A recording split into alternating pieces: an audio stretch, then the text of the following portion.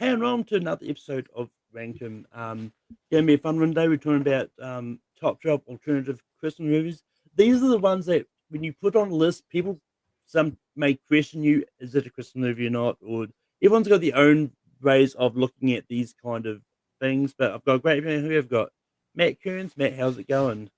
I'm doing great. Thank you for having me, sir. Obviously, Malcolm bring me on because when we did the very first Christmas movies rank up, I was very famous for the ways I defended some of these alternate Christmas movies, or maybe they're just movies that are more Christmas than some of the cinephiles like to admit. Will I bring back points I made in those videos? If I remember them, sure. If not, I'll probably come up with some new stupid phrases. But we've also got Jonathan Caro. Jonathan, how's it going? Doing great, and that's why I'm here. See if I agree with them or not. Given the knowledge that I have about these movies, but this will be a tough task today. I mean, there are a lot of alternative Christmas movies on here, so let's have fun. And we've also got Jacob Barber here. Jacob, how's it going?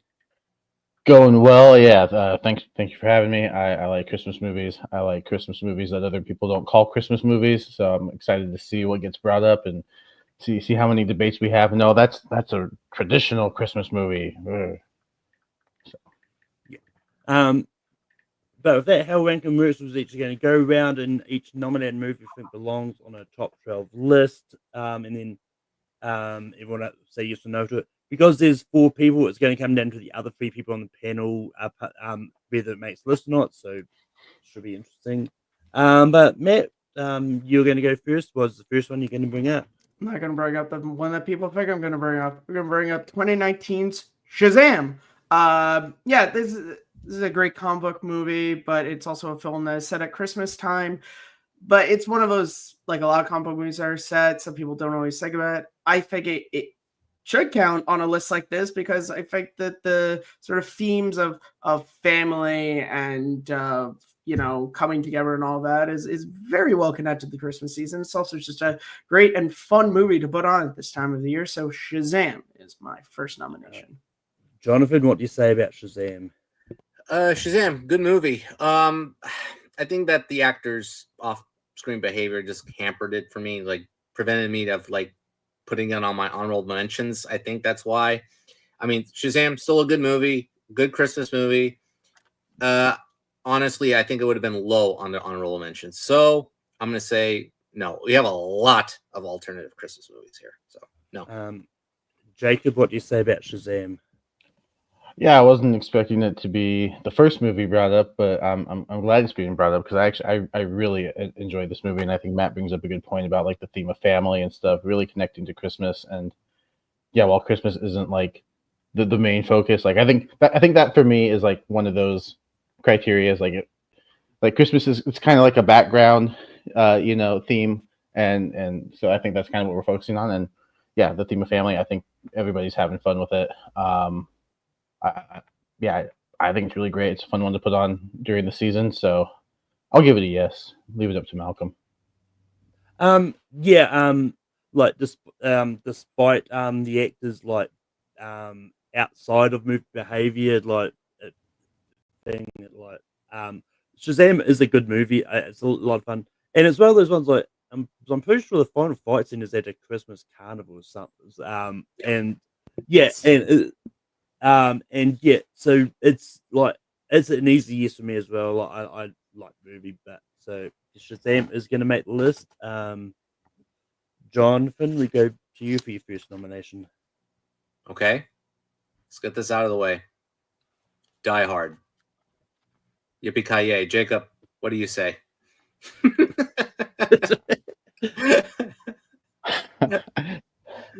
See, that Hard is one that I put on every Christmas season. It's the first one that I watched. There's a meme going around. It's not Christmas until you see Hans Gruber fall off Nakatomi Plaza, and that's true for me. It's literally the first one I watch every season, so I'm gonna give it a yes.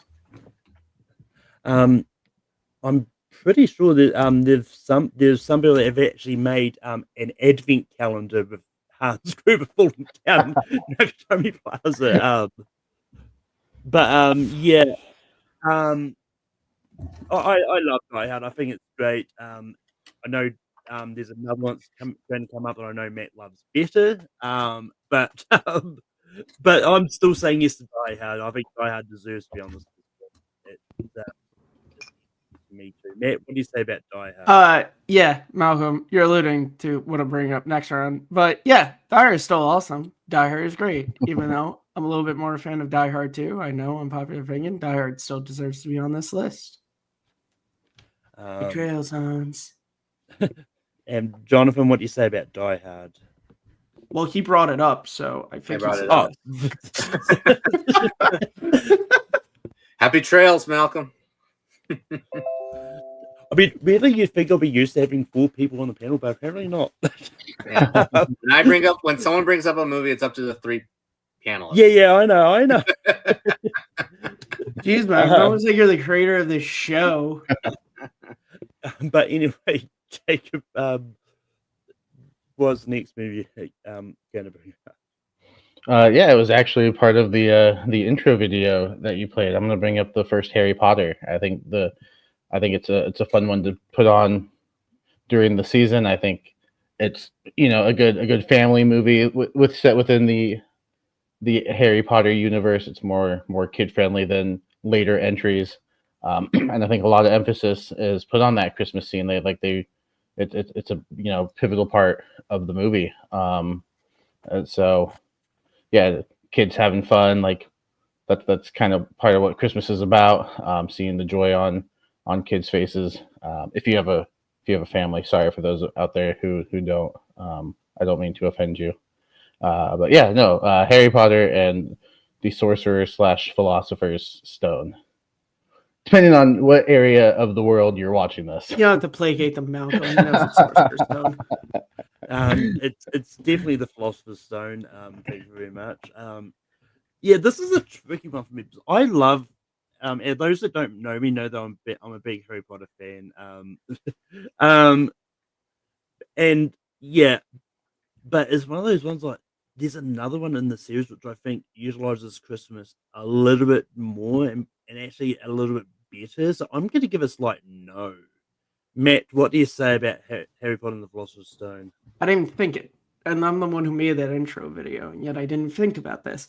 I don't know which one Malcolm's going to bring up, but I'm going to give it a yes, just based on the fact that years ago, Harry receives the invisibility cloak as his Christmas gift, and that becomes an important item, not just for that movie, but for the series in general. And so it's like, well, if you didn't have Christmas in the movie, how could he receive that cloak? So I'm gonna say yes to Harry Potter and the Sorcerer's Stone.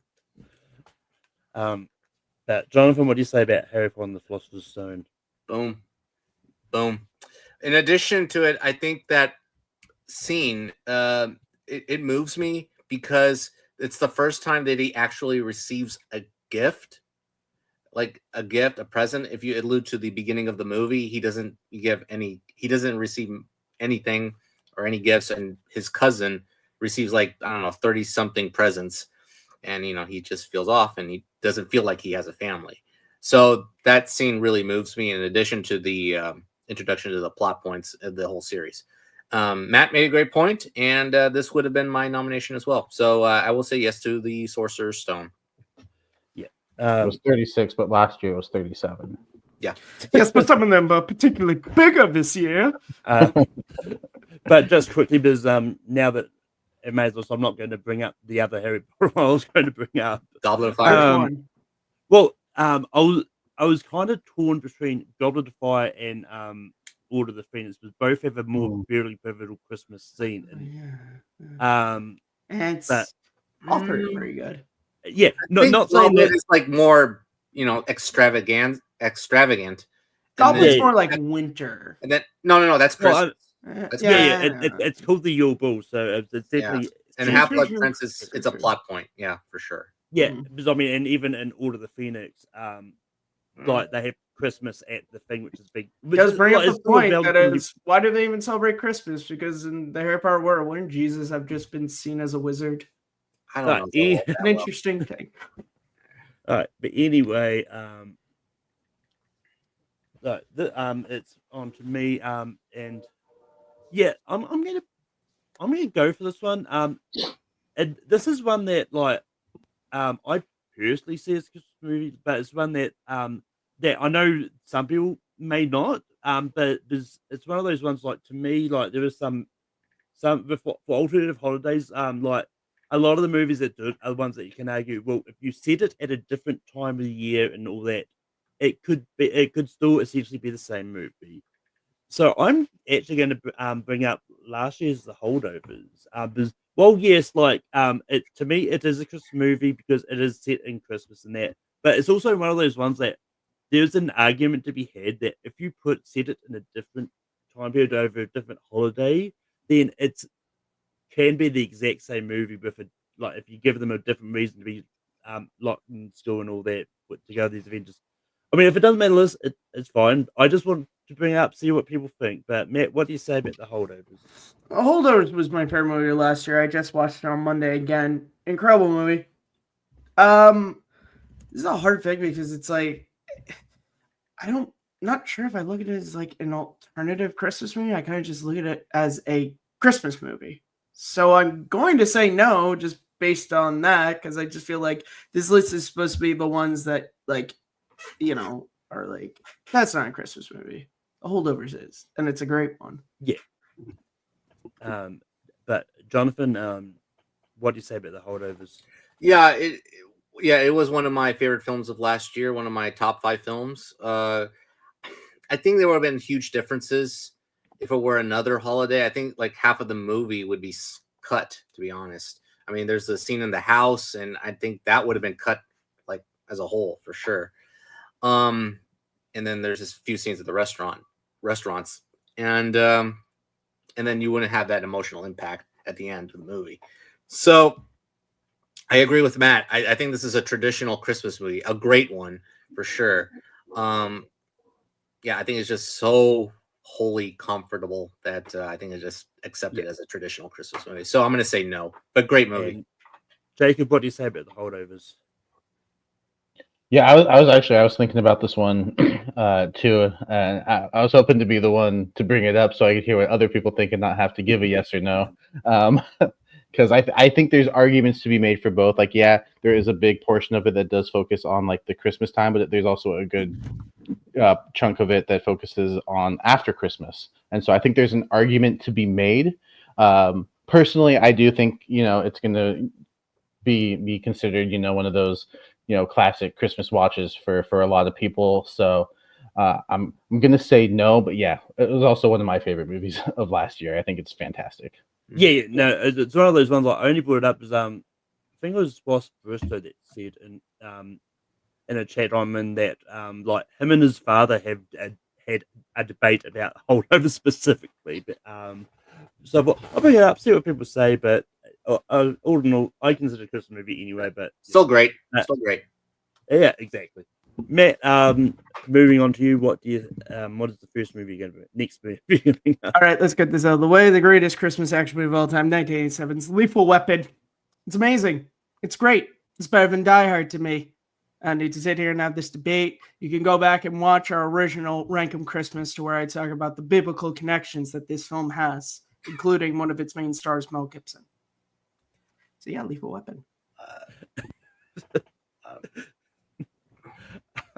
Jonathan, what do you say about the first Lethal Weapon? Wow, biblical and Mel Gibson. Whoa. Look, it's high up on my list, regardless if I agree with you about the rankings or not. But it is high up on my list. Lethal Weapon is a great LA Christmas movie. It has that spirit. It has that energy. It begins that special buddy cop relationship between Murtaugh and Riggs. And great Shane Black dialogue. So, yeah, excellent choice. Lethal Weapon gets a vote from me. Jacob, what do you say about Lethal Weapon? Yeah, I watched this actually. I was very late to Lethal Weapon. I only watched it for the first time like 2 years ago. It was around Christmas time as well because people were like, "Oh yeah, it's another good Christmas watch, kind of like Die Hard." And I was like, I was like, I don't know if I'd put it on the same level as Die Hard for me personally because I think Christmas does play a little bit more of a factor in Die Hard, but I still think this is a great movie. I think it's a great action movie. I think it's, you obviously set around Christmas time, and I think it's, a good alternative Christmas movie, which is what we're talking about. So yeah, I'm gonna say yes. Lethal Weapon is great. And yeah, it's an easy yes for me as well. And if you haven't seen it, I recommend go and watch the original Christmas movie thing to hear Matt's biblical connections to Lethal Weapon, because it's fascinating. Yeah. Oh, don't worry, I do it for Die Hard as well. Don't worry, I make sure the connections But that are there. Lethal Weapon is going to make the list. Jonathan, go to you for your next nomination. Okay, we're gonna be very dark here. The whole movie is set on Christmas time, and basically we go on an odyssey with one actor for sure in this director's final movie, and I'm bringing up Fidelio, Eyes Wide Shut. Eyes Wide Shut is a great dark Christmas movie where Tom Cruise goes on an odyssey of interesting, disturbing proportions. And once you watch it like 3 or 4 times, you can get what it's really about, and it's really scary when you think about it as to what he's going throughout the movie. And of course, Nicole Kidman is fantastic as to, she reveals something that actually sets him on this odyssey. So, this is a dark movie, but hey, you got to have dark Christmas movies sometimes. So, Eyes Wide Shut, Stanley Kubrick film, is my nomination. Jacob, what do you say about Eyes Wide Shut?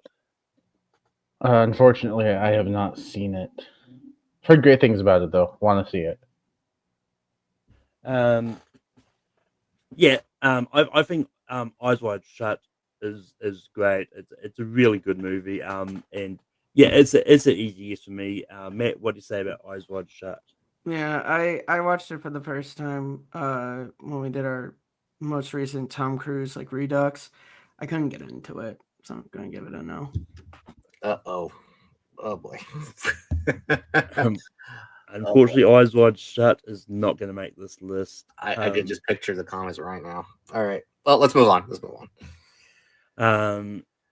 But Jacob, what is the next movie you're going to bring up? Yeah, we have one superhero movie on the list. I'm going to try for another one. Batman Returns. I think Batman Returns is fantastic. There was a time where I was going back and forth like Batman Returns. Which one do I like more? Because I like the darker style of Batman Returns with Penguin, and I think there's just a dark component overall. I think we get great performances. I think Michael Keaton returning as Batman, I think he's fantastic, just as good as the first movie in my opinion. I love Danny DeVito as the Penguin. I think he absolutely kills it as the character. And yeah, another one that I go back to just about every Christmas. So Batman Returns will be my next nomination. Yes, Batman Returns, the highest ranked Batman movie on our Tim Burton ranking.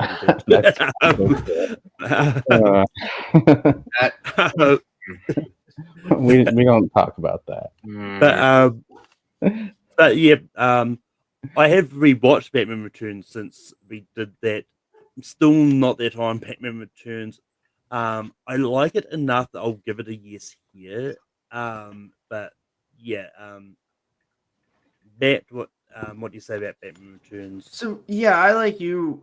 Earlier this year, I revisited the movie for the first time in a hot minute, and it's kind of dipped for me. I've always been more a fan of '89, but I will say I'm giving a yes because for the last couple of years, every Christmas, I post my message to my friends and family, and I use the 2 images of Alfred and Bruce wishing each other Merry Christmas, goodwill towards all men and women. So if I'm posting it on Christmas, how can I not say that it's not that it's not a Christmas movie? And Jonathan, what do you say about Batman Returns? I couldn't tell. Is it a yes or a no? Yeah. Oh, yeah. Okay. I would have given a slight no. I think mostly because I think it's a problem that I think it doesn't do Batman. It doesn't use Batman very well, and I think it's just too influenced on Tim Burton's style than it is to the creation of the Batman world, to Gotham itself. and I think really the standouts are really the villains.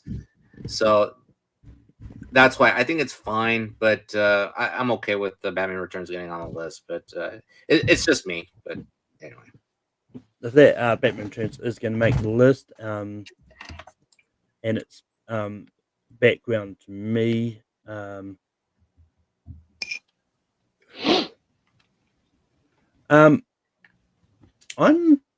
going to try for I'm going to try for another superhero movie. Why not?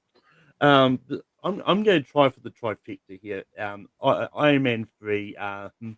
Look, despite what people think about this, like I think, like, I don't think the movie is as bad as some people make it out to be.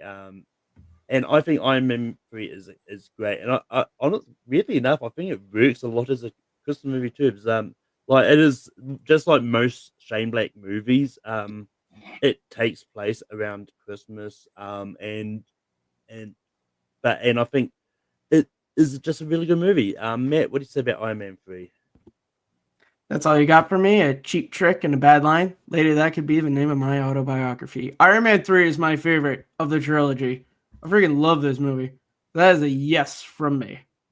Jonathan, what do you say about Iron Man 3?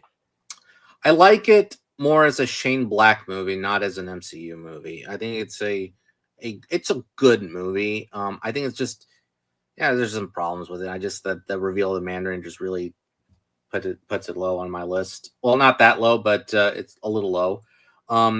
It's very low on my honorable mentions, and it's not enough to like register a spot on the top 12. And I want a little variety on the list anyway. And there's one lighthearted one coming up that I'll nominate, but for now, no. Jacob, what do you say about Iron Man 3? I feel like I'm just gonna disappoint Jonathan now because I love Iron Man 3. I enjoy it. I understand. I like it too, but I understand the thing about variety, but sometimes I just want to say yes to movies I like, movies I really enjoy, and this is one of them. I think that uses the Christmas setting, pretty well for an alternative Christmas movie. And yeah, for me, it's just like, what am I going to put on around Christmas time? Iron Man 3 is one of them. So I'm going to say yes. I don't know if I'm going to rank it that high compared to some of the movies we already have on the list and some of the movies that could still be on the list. But like, it would be one of those 12. Like if I was making a list of 12 that I would watch around Christmas time. But Matt, what is the next movie you're going to bring up? Yeah, so this might be my holdovers, but I'm just gonna bring up Bad Santa. And the reason why I say it's an alt Christmas movie is because it is so mean-spirited. And that is not Christmas. Christmas is supposed to be wonderful and joyous, and yet Bad Santa is like beat the shit out of some children and break into houses and steal from people. Billy Bob Thornton as Santa, as Willie is the exact opposite of who Santa is, So is Granny spry? Bring a Bad Santa. Jonathan, what do you say about Bad Santa? It's an amusing Christmas movie. This is very tricky. This is one of those ones that there's arguments to be had about traditional versus alternative with Bad Santa. I think I like it more because of Billy Bob Thornton. Without him, it just doesn't quite work as well. I'm not as big of a fan of Bad Santa as a lot of people are, or some people are. I think it's just good, but I need to rewatch it, someday. But I'm gonna give it a no a little bit, but just for now. But no. Jacob, what do you say about Bad Santa?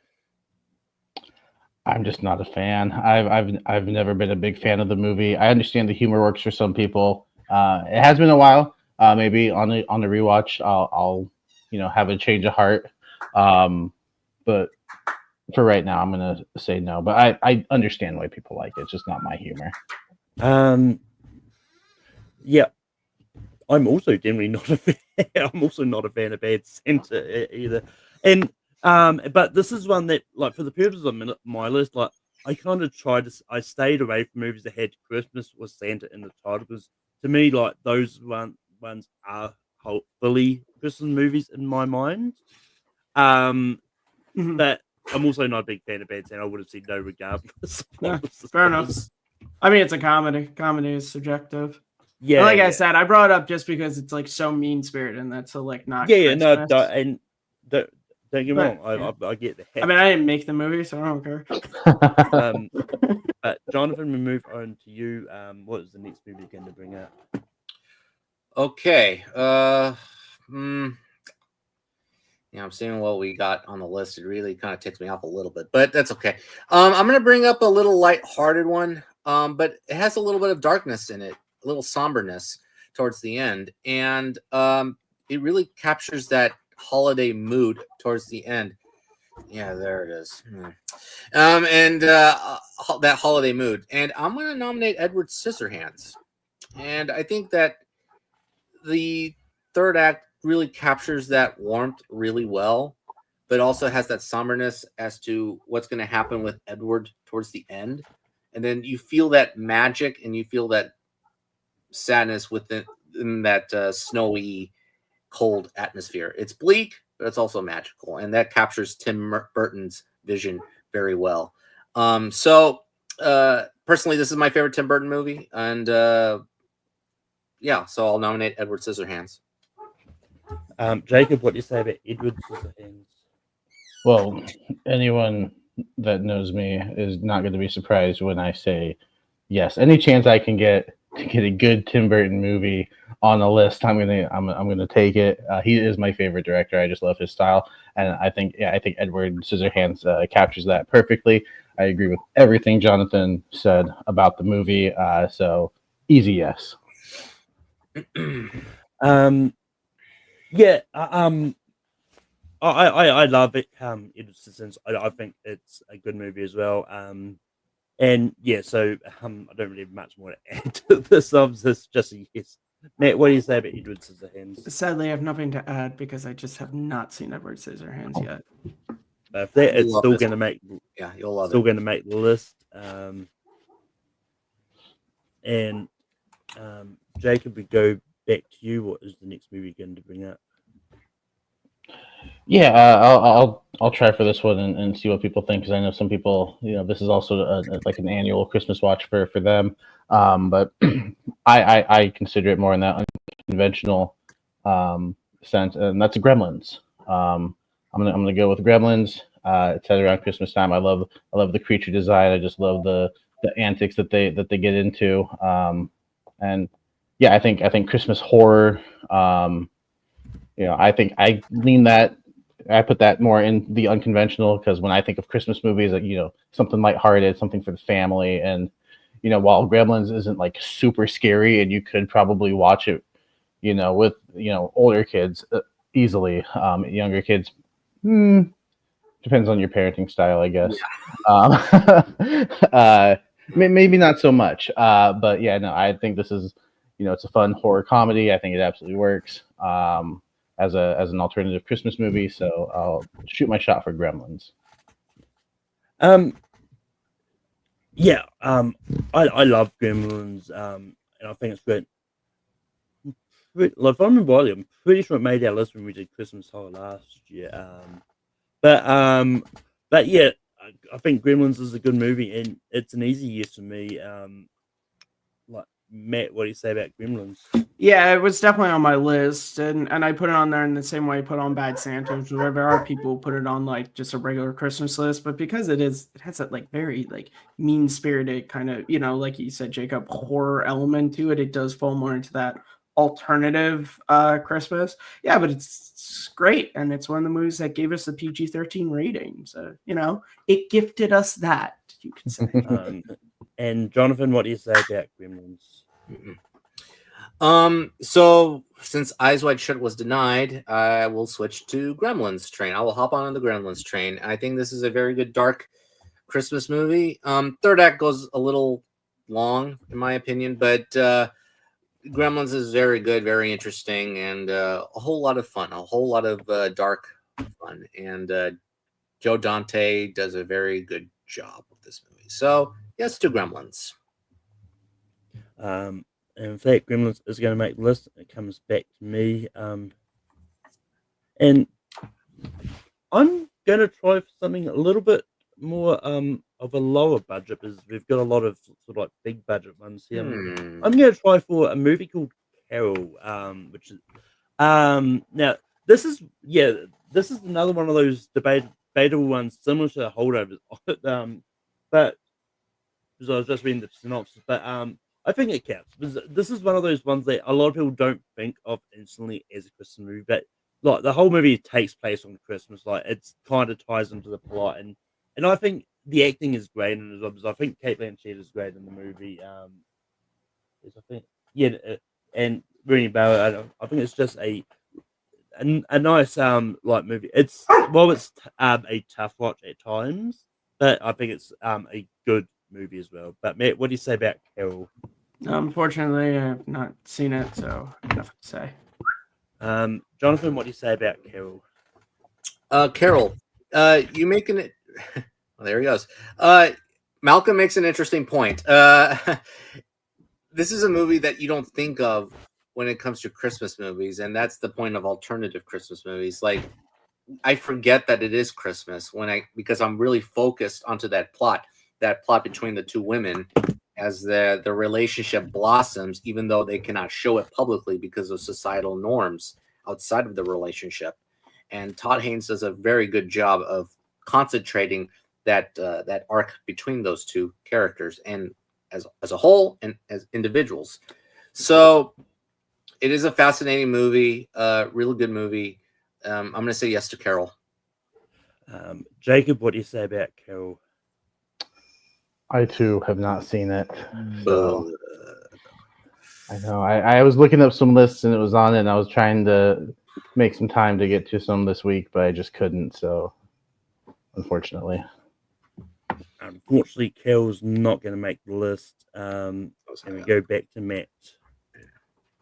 Yeah, I'm gonna bring up this one, which I'm surprised hasn't come up yet. But Nightmare Before Christmas. I mean, the movie that is it a Halloween movie? Is it a Christmas movie? Is it both? I feel like that puts it in a good alternative Christmas spot. If nothing else, again, Jack Skellington gave all the kids a very alternative Christmas gift that year. All right, Jonathan, what do you say about The Nightmare Before Christmas? It's both a Halloween and a Christmas movie, and it's not an alternative Christmas movie because it's right there in front of you, and that's his mission. He wants to turn into Christmas, and I think it's a good movie. I'm not high on it, to be honest. I think it's just I'm high on the animation. say it to his face. Story. Say it to his face. Yeah, I will say it to his face. I'm just high on your drawing, the drawing of you, Jack Skellington. Yes. So the story it's fine. It's just I got to it too late, but I think of it as more of a Christmas / Halloween movie, not an alternative Christmas movie. So for that reason, I'm going to give it a no. Jacob, what do you say about The Night Before Christmas? I love this movie, and I know I said any reason to get a Tim Burton movie, even though he didn't direct it, on the list, I would take it. However, I can't with this one because this to me is a Christmas movie. Like Jonathan said, I agree with him. I think it's a Halloween. I think it's a Christmas movie. I think you can watch it during both seasons. I understand the argument that Matt's bringing up. I totally get it. But for me, it is a Christmas movie. So I'm going to say no. But I love the movie. Yeah, no, this is a case of I do get to Matt's debate and why I brought it up, and it's definitely one of those ones like there definitely is debate to be had. So I've had many debates against certain Cody Newbury about this movie a few times, but yeah, I'm also going to say no, unfortunately. But so Night Before Christmas is going to make the list. Jonathan, go back to you. Okay, so stick with me on this one because you'll get my point here. So I'm going to nominate Steven Spielberg's Catch Me If You Can. Now, for the reason is because it takes place like about, I don't know, there's like 3 or 4 Christmases in between. And those are all very important scenes on Christmas because they're plot points or scenes regarding Frank's journey. And either he talks with Carl Hanratty or with his father, or something happens on his journey during the movie. And yeah, I think that this movie really captures both the happiness and the sadness of Frank Abagnale's life throughout this film. And it starts out with, you know, him being with his family and then him being alone without his family. And you see the dichotomy of Frank Abagnale's journey in some of those scenes from the beginning to the end. So I think it's very important as to like how many people go through Christmas, you know, all range of emotions, you know, in your head. But so that would be my nomination. This was my wild card shot. So Catch Me If You Can. Jacob, what do you say about Catch Me If You Can? Yeah, this is another one that was, yeah, as I was looking up, you know, just some other options. This was one that came up quite a bit, and as I was reading more into the reasons, and you know, Jonathan brought some of them up too. I was like, oh, those are really good points, and yeah, I could absolutely see in this be, you know, one of those unconventional or alternative Christmas movie watches for a lot of people. So yeah, I'm gonna give it a yes. I mean, I forgot there was multiple Christmas scenes. I knew there was at least one. Like I actually I only did, this is one of those weird cases. I only did just sort of minimum research. Was like, whatever people bring up, I'll say yes or no depending on their debate and what I feel like at the time. But yeah, this is one that's an easy yes for me. I love Catch Me If You Can, and I think the Christmas scenes are really important. So it's an easy yes for me. Matt, what do you say about Catch Me If You Can? Yeah, it's an easy yes. It's one of those to where pivotal things happen on Christmas. So as far as alternative Christmas movies is concerned, it's a yes. Yeah, you get 5 Christmases, I think, in this movie. Yeah.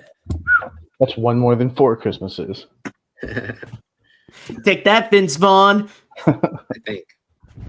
I'll look it up later, but that's fine. 4 Christmases last year. Last year I had 5 Christmases. Yes, but this one is particularly larger.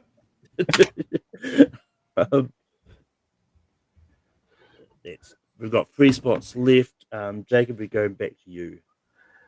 Yeah, and I'm gonna shoot my shot for one, kind of like Matt tried for Bad Santa. I'm gonna try to make the same case for The Night Before, where it's a comedy, but it's very adult, very, you know, lots of drug use, and there's a Jew.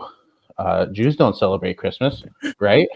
I think it's hilarious. I think the 3 leads are fantastic. I think there's some great supporting performances. It's a fun watch, and sticking, you know, with my original criteria, like, I think Christmas movies are movies you can watch with the entire family. You're not going to watch this with your kids, right?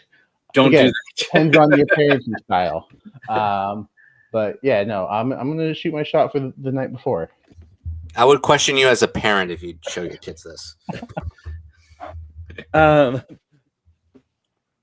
Look, in this day and age of streaming, if you don't have parental controls on your streaming services, kids can access anything. Why is he doing it to his nose? But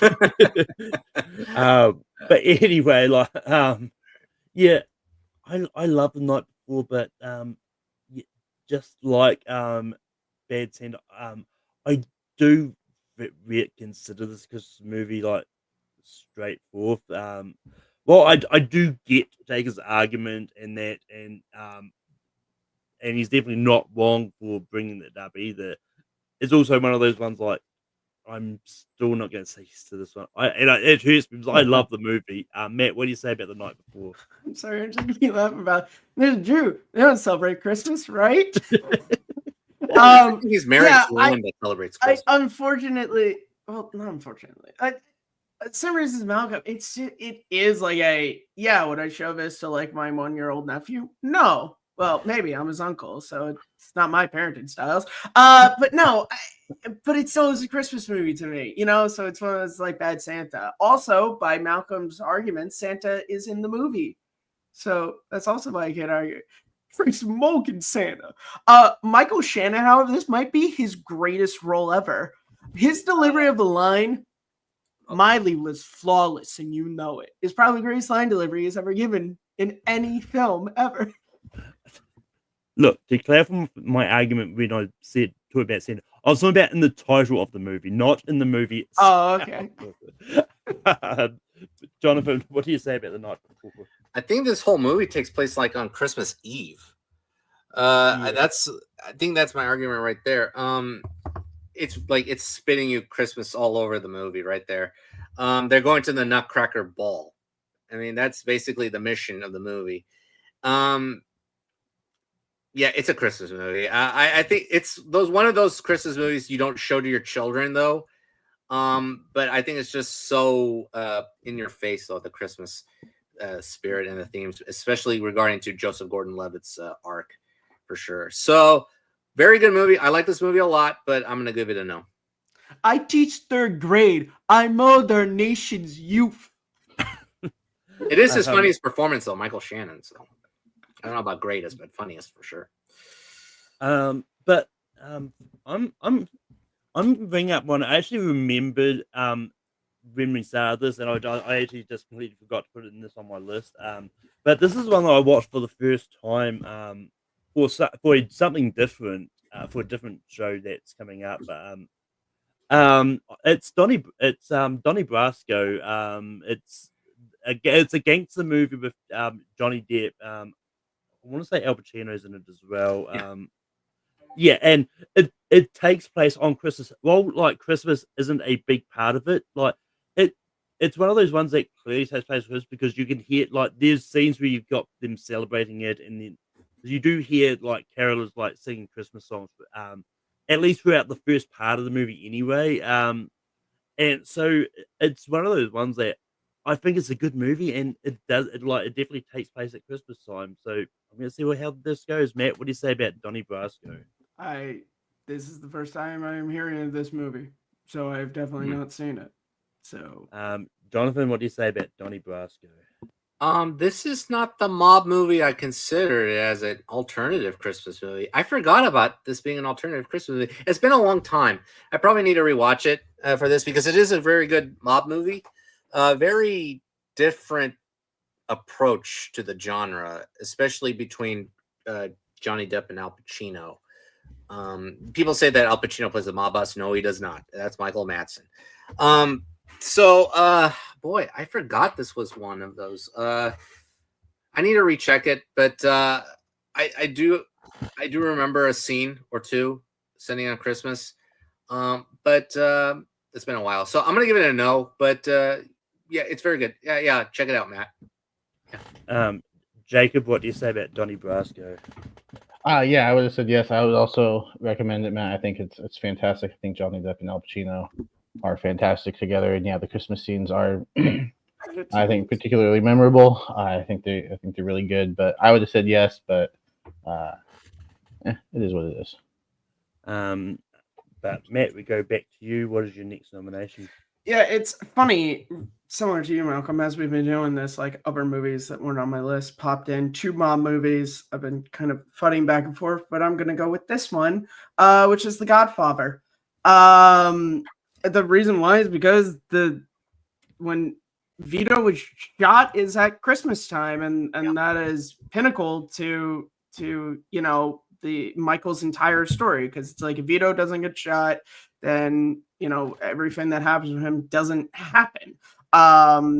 And you know, and I always think about that moment when you know Michael sees the newspaper and then runs to the phone and everything. It's when him and Kay are out Christmas shopping and they're in the city and you see all the lights. So yeah, The Godfather. Jonathan, what do you say about The Godfather? That was it. The Godfather, a large chunk of the movie is taking place on Christmas. Basically from Michael and Kay buying presents to basically the assassination. That's basically the whole chunk of the movie, and that's pretty big. And it is a big plot point in the film, as you know, when Vito is assassinated, and they're not very in a family-oriented, happy mood. They're just there waiting, anticipating the news of Don Vito's health. So very big plot point. And also, people do watch the Godfather movies on holidays for some reason, as I do. Yeah, I'll give it a yes vote for the Godfather. Jacob, what do you say about the Godfather? Yeah, I think all the points that have been brought up pretty much explain it, and also it's the Godfather, so yes.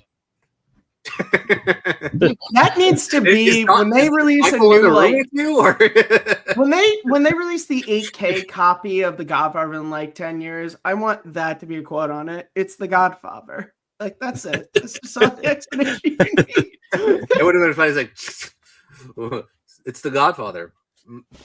Yes. You're being threatened. Just don't put a quote from Jordan Anderson on there. Yeah,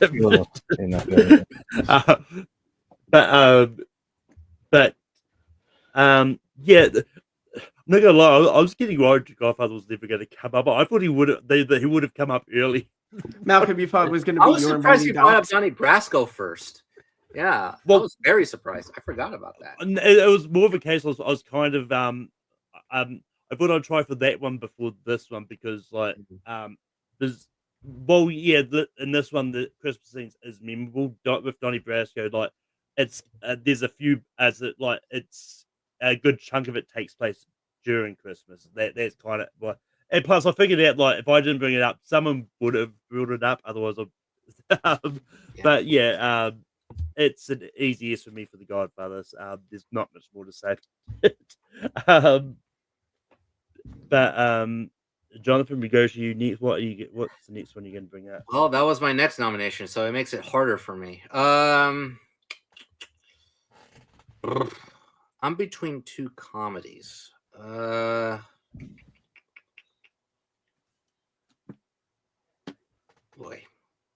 You know what? I'm going to go with this one. I'm going to go with this comedy classic, this 80s comedy classic. And you forget that it is Christmas, and because it takes place mostly throughout the whole movie, because it concentrates on the situation, and very funny situation, and it's called Trading Places. Trading Places. Eddie Murphy, Dan Aykroyd, they switch places due to a bet.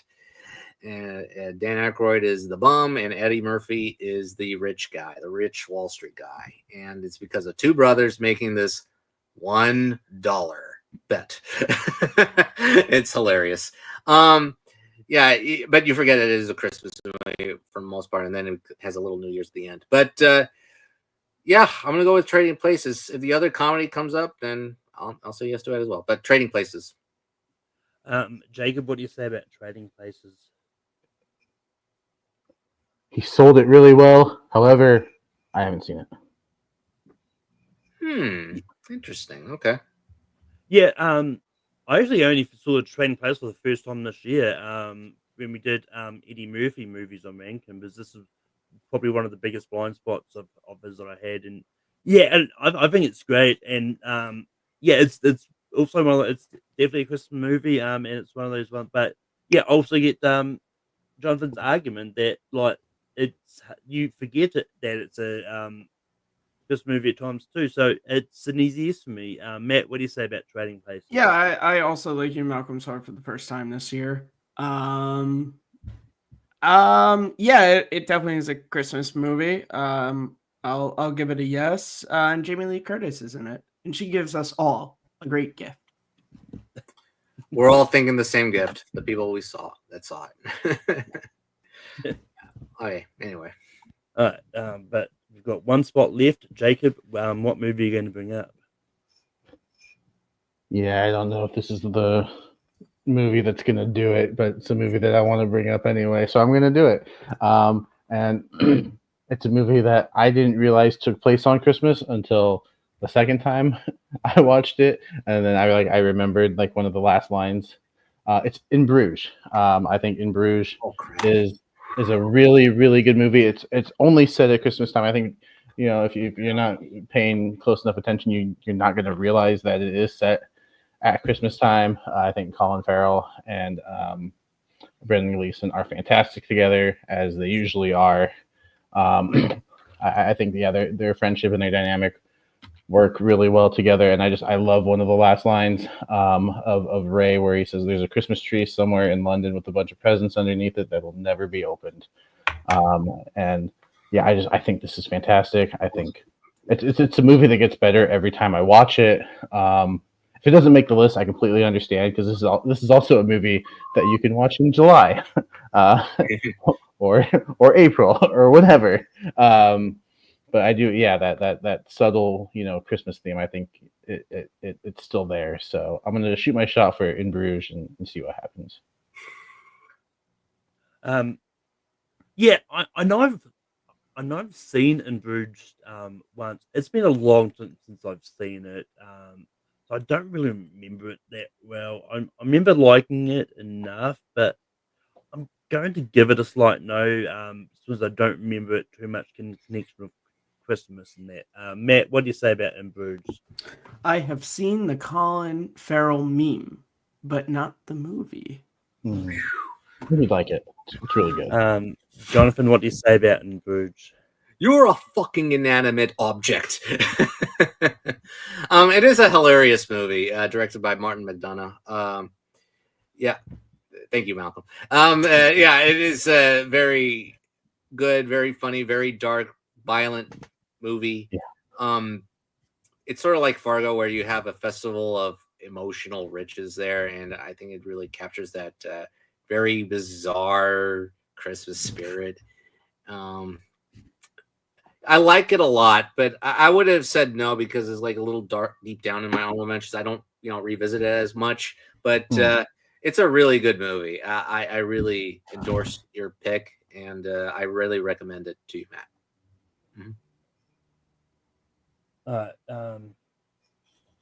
But it's back to me. I'm going to bring up this one. I don't know how this is going to go, because this is one of those movies that it's a classic, but it's also one of those ones that not a lot of people have apparently seen. Because it's a 1960 movie. It's The Apartment. Yeah, this is one of those classic movies that, like, it took me ages to get to it, just because, like, I just couldn't find it anywhere, and then it popped up on streaming one time, so I watched it. And yeah, this is another one of those, like, it's definitely, like, it's one of those. It takes place around Christmas and that, but it's also one of those ones that, like, you can easily forget that it takes place because it's still a really good movie too.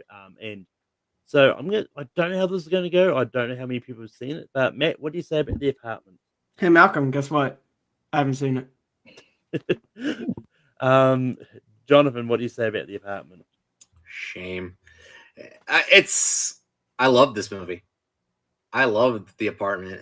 It's a great alternative Christmas movie. Yeah, it takes place in that. I think really the back half, it really captures that holiday spirit. In that fantastically shot office.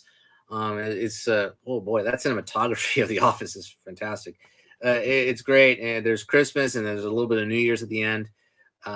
It's a really heartwarming Best Picture winner, and Jack Lemmon and Shirley MacLaine, they're really good together. I think Don McMurray, I forgot his name, but yeah, he's good as well. Or Fred McMurray, I think.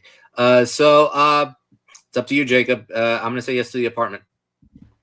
Jacob, what do you say about The Apartment? Well, I was torn between two movies last time, and you just happened to bring the other one up. I just wanted to champion In Bruges a little more. I do think Christmas is a little more prominent in The Apartment than In Bruges. So yeah, I'm gonna give it a yes. I think The Apartment is fantastic. Yeah, we got The Apartment. Yeah, The Apartment is going to make the list. I like that list. But Matt, what are some honorable mentions that you had? So some honorable mentions. I brought up most of them, but I had, to complete the trilogy, I also had Kiss Kiss Bang Bang on my list. Great movie. Let me see what else. I had First Blood, which is a movie a lot of people Yeah. forget. Takes place Good. at Christmas time, and it is technically the first Christmas action movie. And then, as I was talking about with Malcolm, I also had The French Connection, because at the beginning of the movie, Jimmy Popeye Doyle is dressed up as Santa. And then he goes to the bar, and the patrons give him the gift of all their drugs. So that was actually going to be the next one I was going to bring up, but I don't have to. Jonathan, what are some honorable mentions that you had? Okay. I have Enemy of the State.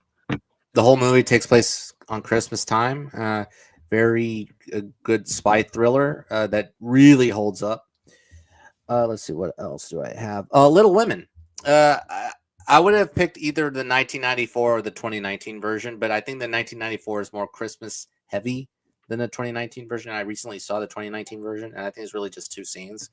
But yeah, Little Women. Let's see. You already brought up Kiss Kiss Bang Bang. Yes. LA Confidential. The bloody Christmas scene sets up the whole movie. The Ref. The Ref is very dark. I would have brought up one of the Rocky movies, Rocky 1 or 4. I think that's there are a few Christmas scenes in there. While You Were Sleeping, that's one that you forget it's a Christmas movie, and I was like, oh, there's Christmas lights in the background, and there's a little New Year's. A couple more. You've Got Mail, very good movie, and 3 Days of the Condor, 70s thriller with Robert Redford and Faye Dunaway. That's a very interesting spy thriller that has a lot of Christmas in the background, and you forget that Christmas is taking place. So those are my my honorable mentions. Oh, and Terrifier 3. Yeah. Jacob, what are some honorable mentions that you had? I would second Terrifier 3. Also, The Long Kiss Goodnight, I think, is really good. I just saw it. I just saw it, actually. It's good. Yeah. And then I another one that I think, there's an argument to be made either way, because just a small portion of it is focused on Christmas. Meet Me in St. Louis. I like it. would have tried much later, but I would have, if we kept going, it would have been one of my later picks. Yeah. For me, if for some reason the first Die Hard never made the list, I don't know, I would have brought up Die Hard 2. Because I think that's look, and look, I posted a meme about that before. A lot of people forget that the second one is more of a Christmas, is equally or even is equally a Christmas movie as the first one, because it's literally a year later than the first one.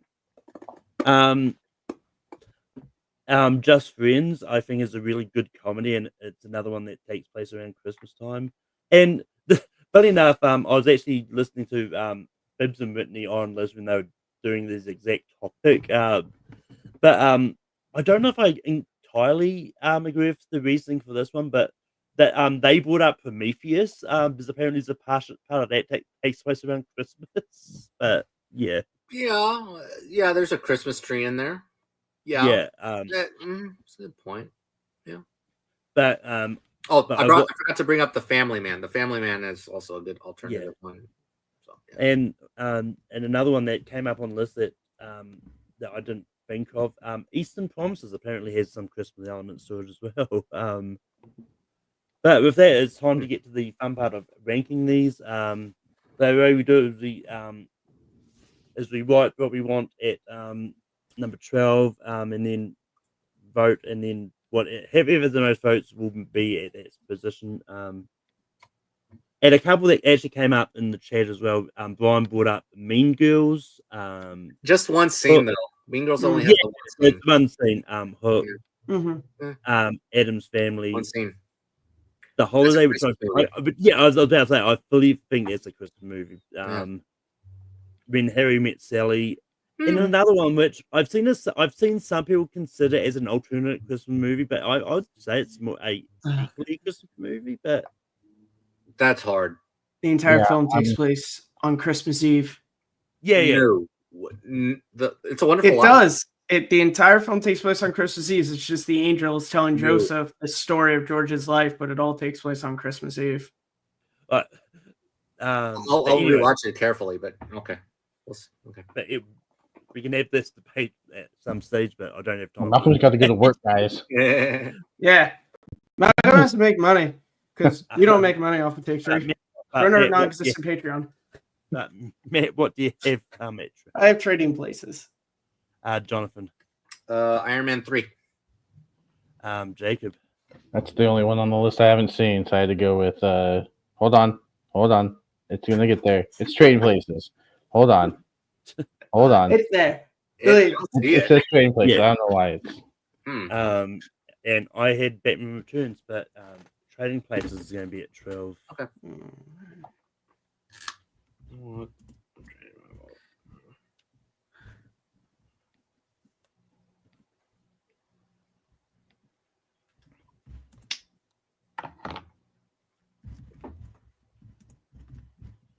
All right, Jonathan, what do you have for 11? Yeah, I changed my board. I put Batman Returns. Jacob. Let's see if it works now. Better. Lethal Weapon. Batman Returns. Matt. Hey, Batman Returns.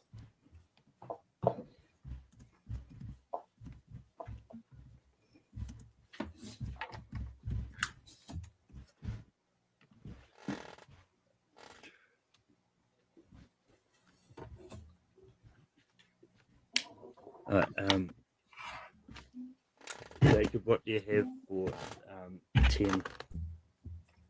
Sticking with Lethal Weapon.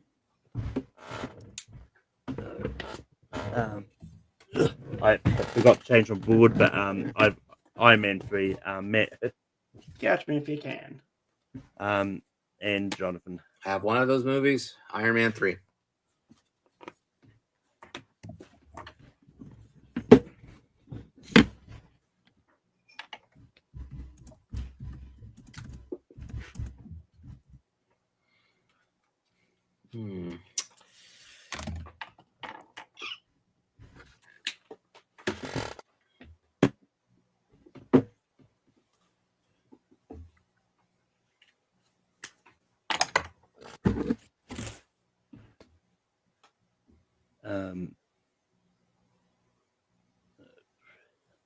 I assume Jacob has Lethal Weapon still.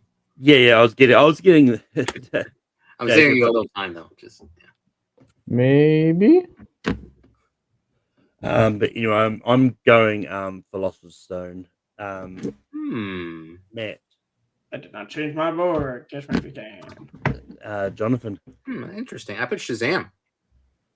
I did not change. Right, we've got a four-way tie, so go to the chat. So we've got Harry Potter and the Philosopher's Stone, Shazam, Lethal Weapon, and Catch Me If You Can. Catch Me If You Can.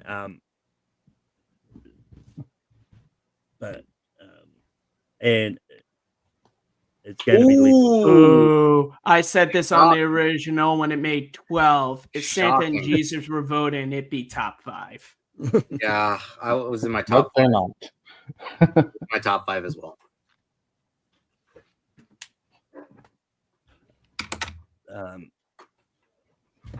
I mean, out of what made the list, it would have also been my in my top 5. Shame, Brian. Shame. But Brian. Jonathan, what do you have at 8? Shazam. Shazam. Philosopher's Stone. I'm a creature of habit now. You know, Catch Me If You Can. All right. Now this gets difficult for me. Outside of Trading Places, this has all been difficult for me. Yeah, I really like all these movies. I may join you on that train. Yeah, because of a reason. In a moment. But Jonathan, what do you have for 7? Yeah, because it's just a little portion, and that's why I put Harry Potter. Jacob. Get ready for another tie. I have Catch Me If You Can. Philosopher's Stone. Matt, That's presumptuous. You figured I kept my voice. I did. I get the same. Yes, we can. so we go into the chat. Shazam or Catch Me If You No, Harry Potter. Harry Potter and the Catch Me If You Sorcerer's Can or Stone. Philosopher's Stone. Harry Potter or Catch Me. Yeah. Catch Me, Harry Potter. Catch Me If You Can, Well, Harry Potter. Ryan's wrong. It's Philosopher's Stone, but same thing. Tyler's vote doesn't count then. Yeah, It- because yeah, we have to win. Mr. Potter. Okay, fair enough. Malcolm, have you gone out for the auditions for Hagrid in that HBO Max series yet? You should try. No, and get on there. they haven't asked me.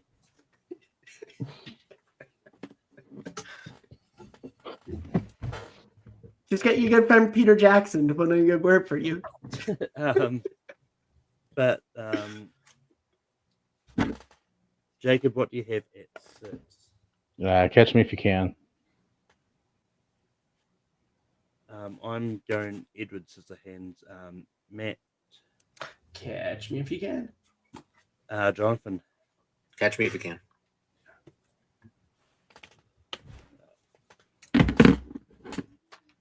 Oh, this is a really good top 5. Very varied.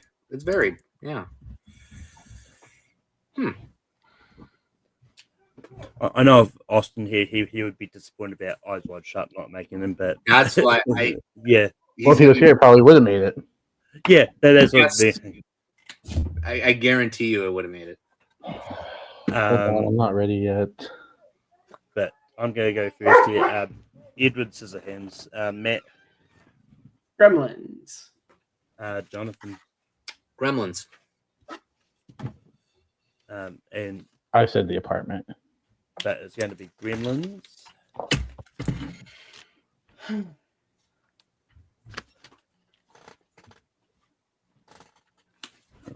Gremlins is going to be 5. So we have Godfather, Edward Scissorhands, The Apartment. Die Hard, and The Apartment. Yep. Pretty strong movies. Yeah. I wonder what's going to end up number 1. Gee. But Matt, what do you have at 4? I need to preference this with that I never vote for movies that I haven't seen, which is why I have Godfather, because I'm not voting for the other one. That should be number 1. Jonathan, The Apartment. Jacob, The Apartment. Edward Scissorhands, but The Apartment is going to be at 4.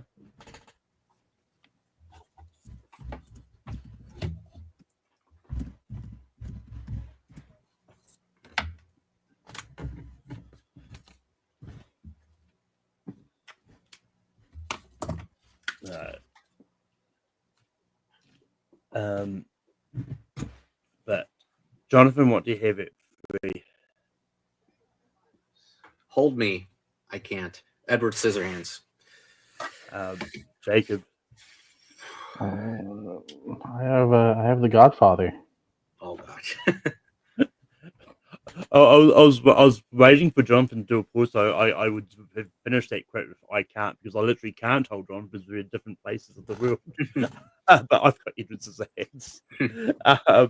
Matt, The Godfather.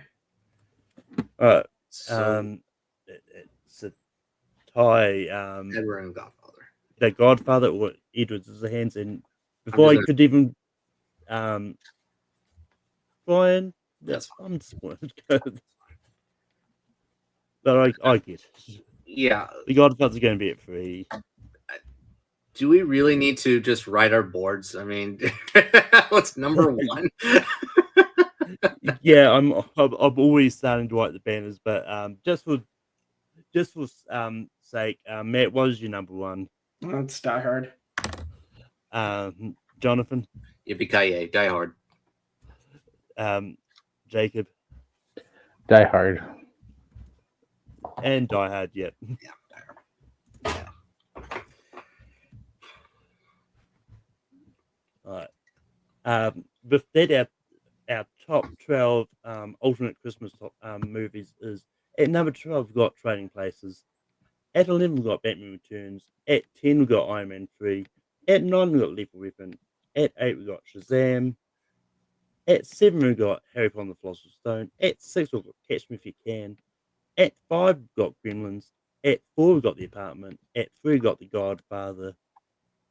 At 2, we got Edward Scissorhands. And number 1, we got not Die Guard. I don't know what that movie is. Die Guard? Who's Guard? Is he one of the people in Die Hard? One of those German terrorists that we don't know of? Guard? probably. I mean, technically, the Huey Lewis looking guy played a security guard, so and he did die. Die Hard. But with that it brings us to the end of this week's Good list. ranking. Next week will be the last one for the year, and it's going to be another Christmas themed one. It's going to be and also this poll was actually one of the most voted on that I've seen in a while. It was like 17 people all voted for the what eventually won, which is top 12 Christmas characters in movies. Ooh, good luck. Which is definitely going to be interesting. Number one, but Matt, we can be on you online. Number 1, Martin Riggs. You guys, as always, can find me on Twitter at Kearns_Matthew. You can find me on Blue Sky at KearnsMatthew, because why would Blue Sky make it easy to mark myself? You can find me on YouTube at MattMovies611. You can also find me on WordPress there. You can find me right here as host of Second Look and co-host of Simple Tricks and Nonsense. And Jonathan, we can be on you online. Yeah, thanks for having me on. You can find me on social media platforms on Twitter, Instagram, Letterboxd, Threads, Blue Sky, and different variations of Scenic Arrow. I just write reviews, post my thoughts on movies, and catching up on 2024 releases. You'll see me on the Free For All tomorrow, and you'll see me on the Movie Hero Network discussing more holiday movies on Tuesday. So, and also I'll be on an awards panel sometime next week. So, yeah. And Jacob, we can be on you online. Yeah, I will also be on that Free For All tomorrow. As of now, I am entrant number 34, so there's a good chance that I make it to the end by default. If I don't catch you, I mean, you're in trouble. No, I'm not planning on winning at all. I'm just planning on having fun and hopefully trying to surprise myself.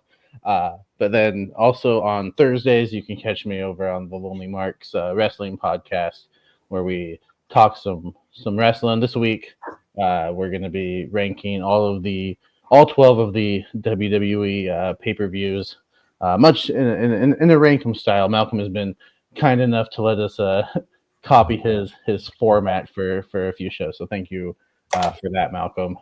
It's always a fun time. You can find me on Tape Productions hosting Ranking every week. Next week will be top 12 Christmas characters in movies. And you can also find me popping up here on my personal channel with Spares in the Past. This week on Rich Channel, we're going to be talking about the very first SummerSlam. And you can I'm also going to be on that holiday tournament on Tuesday. I won't be in the free fall because daylight saving sucks. I'll be at work by the time it's on.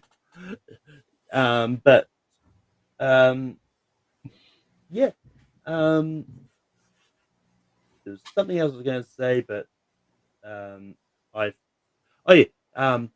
and I don't mean to rub it into all the Americans, but you can still find me on TikTok. I don't post anything on there. I just want to brag about it.